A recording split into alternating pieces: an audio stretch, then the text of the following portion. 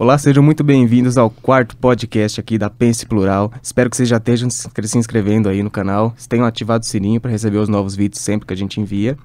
Bom, hoje nós vamos falar um pouquinho sobre celebridades. Já falamos um pouco sobre a situação dos indígenas aqui no canal.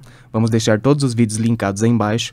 Um pouquinho também sobre a saúde mental dos negros neste mundo atual, por conta do racismo, que é muito afetada, enfim. Também um pouquinho sobre a situação dos animais, da fauna e flora também da Amazônia por conta das queimadas, até porque estamos juntando os dois temas aí no nosso canal. Bom, todas as redes sociais também estarão linkadas, inscrevam-se, nos sigam e adicionem nas páginas de favoritos, ok? Bom, hoje, como dito, vamos falar um pouquinho de celebridades. Trouxe aqui um amante do cinema, Karel Firmino. E aí, pessoal? Gabriel Kondracizen. Oi, pessoal, tudo bem? E Laila Melissa. Salve, salve. Bom, para começar aqui, vamos um pouquinho falar sobre a parte do cinema, que o Karel trouxe alguns diretores principais aqui. Passa a palavra para você, Karel. Bom, gente, o cinema ele tem alguns diretores negros muito importantes para a arte. Eu vou começar falando aqui do Jordan Peele.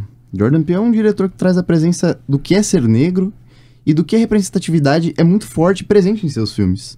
Pegamos filmes como Corra, de 2017, que você vê a representatividade bem aflorada.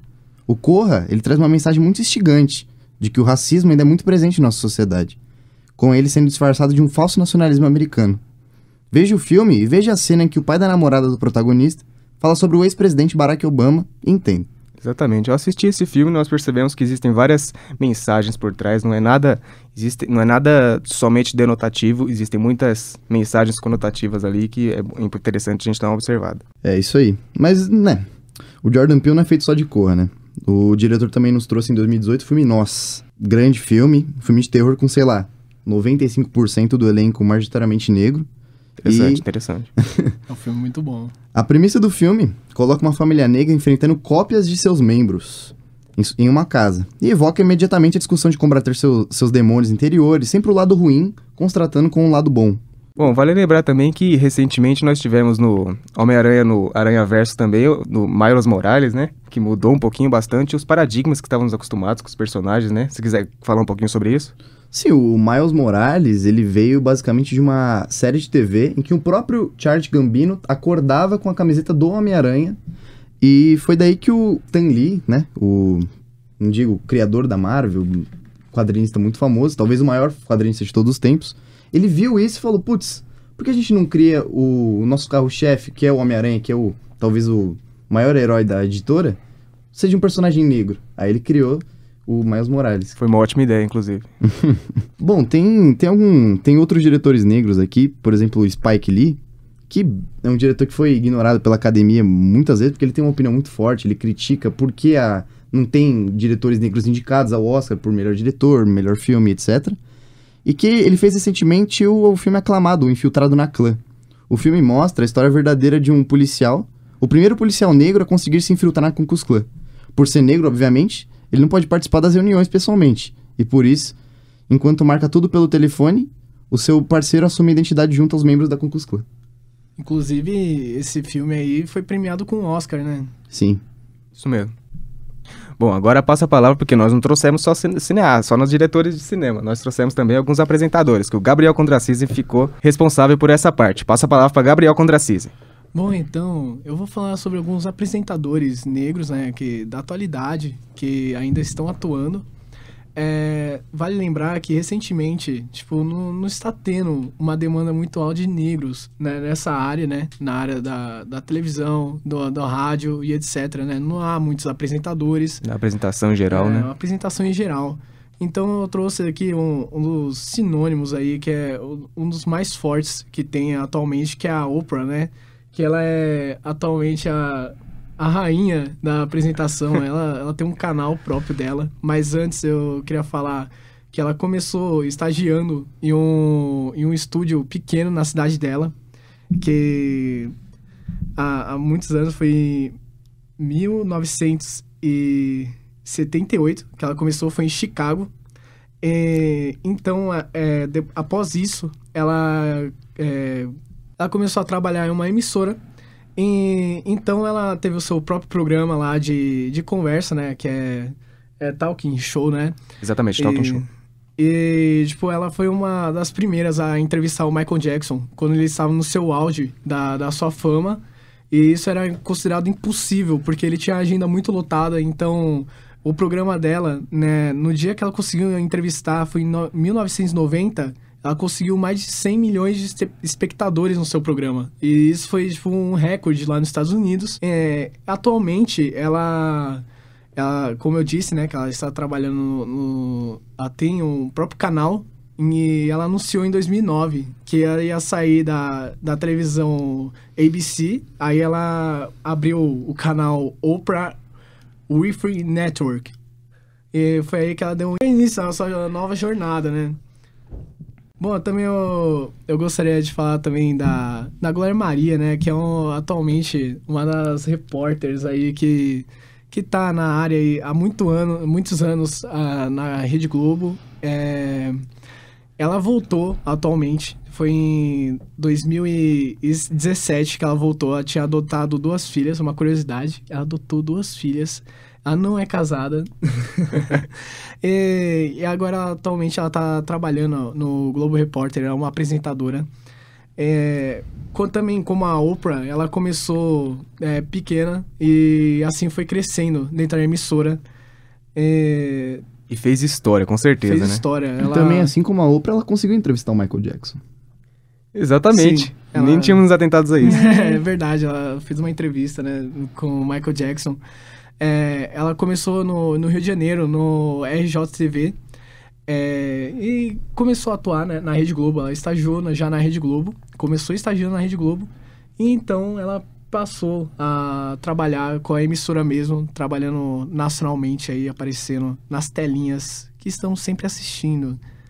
Então, são essas 2 grandes apresentadoras representando, né, os negros na televisão, na nossa telinha, também na rádio.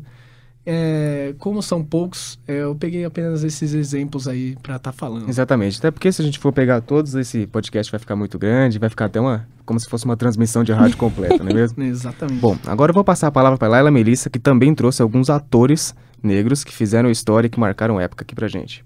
Boa noite, Laila. Boa noite, vou falar pra vocês alguns atores negros que ganharam Oscar. Um deles é Denzel Washington, pelo filme Tempo de Glória, em 1989. Esse foi o primeiro Oscar dele como ator coadjuvante. E ele já tinha sido indicado anteriormente por Um Grito de Liberdade. E ele disputaria o prêmio com outro filme como ator principal. Outra pessoa que eu vou falar para vocês também é a Halle Berry, melhor atriz pelo drama independente A Última Ceia. Ela se tornou nesse período uma das primeiras pessoas como mulher negra a receber o prêmio nessa categoria. E agora eu vou falar para vocês uma pessoa que é muito influente em Hollywood, que é o Terence... Pera, eu não sei se eu tô falando o nome Fala dele Terry certo. Crews. Terry Crews. Terry Crews. Terry Crews. Crews. Terry Crews. Tá. Vou falar pra vocês agora sobre o Terry Crews, que ele é muito conhecido porque ele é ator, comediante, apresentador, dançarino, ilustrador, artista, dublador e ex-jogador de futebol americano. Famoso pai do Chris. Ele ficou muito famoso com esse seriado, que é Todo Mundo Odeia o Chris. Ele é muito famoso por fazer muitas séries, filmes. Uma delas é Brooklyn Nine-Nine, Todo Mundo Odeia o Chris e Juntos e Misturados e etc, né? Se eu falar tanto filme que esse cara já fez... Ele é um ótimo desenhista, inclusive. Eu acompanho ele nas redes sociais. Ele é demais. Dessa eu não sabia, hein? Ele é Obrigado incrível. pela indicação. E outra pessoa também que é muito influente é o Ed Murphy. Ele ficou muito conhecido na época dos anos 80 e 90, principalmente pelos seus filmes de comédia. Ele também é conhecido por fazer alguns stand-ups e o público dele é muito grande mesmo. Ele é o segundo ator dos Estados Unidos com o maior público do país. Isso é incrível, gente. Sério. Ele tem um currículo imenso. Ok, muito obrigado, Laila, pela participação. Bom, agora eu vou trazer um pouquinho também sobre alguns cantores e cantoras negros que fizeram história. Primeiramente, vamos começar com Bob Marley, que ele é basicamente o símbolo da cultura Rastafari reggae. Esse é do Ele bom. é impressionante porque ele veio basicamente de um país de um terceiro mundo, que foi a Jamaica, e trouxe um pouco da cultura e você pode perceber que nas músicas dele tinha muitas questões relacionadas a direitos civis, igualdade entre raças. Por exemplo, uma frase dele: não preciso ter ambições, só tem uma coisa que eu quero muito, que é a humanidade viva unida, negros e brancos todos juntos. Isso basicamente já mostrou tudo do trabalho dele e como ele de fato queria que a sociedade mudasse um pouco. Um pouco não, na verdade mudasse profundamente. Segunda, que é lembrado por todos com muito carinho, é Whitney Houston, que é basicamente uma das maiores cantoras de toda a história. Ela foi a artista feminina mais premiada de todos os tempos, vendeu basicamente 200 milhões de cópias de seus álbuns, e suas interpretações se tornaram tão marcantes que a levaram para as telas do cinema. Uma questão que atrapalhava muito a carreira de Whitney Houston é que ela tinha como objetivo, ela queria agradar tanto ao público negro quanto ao público branco. Porém, ela acabava recebia muitas críticas de ambos os lados. E um que recentemente fez muita polêmica, que foi basicamente o Donald Glover, também conhecido como Childish Gambino, que foi quando, ano passado, ele lançou esse clipe. Eu lembrei da polêmica que aquilo surgiu, que aquilo começou a incomodar muitas pessoas, que foi com o clipe This Is America, em que basicamente ele mostrava todas as formas de racismo que a sociedade prega até hoje, já era desde antigamente e hoje ainda existe no século XXI. E só para vocês terem uma noção, logo nos primeiros segundos de clipe, há um momento em que, a caminho do músico, Gambino mostra a faceta de Uncle Ruckus, da animação The Boondocks, que passava no bloco Adult Swim do Cartoon Network. O personagem antagonista ele era basicamente um idoso que dizia que, quando bebê, ele sofreu de uma doença, em que ele era uma pessoa branca e se tornou uma pessoa negra. Ele dizia que, basicamente, é sorte de Michael Jackson que fez o contrário disso. Isso, só se você tivesse essa cena, já seria uma polêmica incrível. E é só a segunda para lembrar também, que a pose que Gambino fez representa Jim Crow, personagem do ator branco Thomas D. Rice, criado em 1828, que retratava basicamente os estereótipos que os negros sofriam naquela época, e ainda hoje também, que dizia que os negros só serviam para cantar e dançar. Nada mais. Essas eram as únicas formas de cultura que eles tinham. E não tinha mais nada a oferecer além daquilo.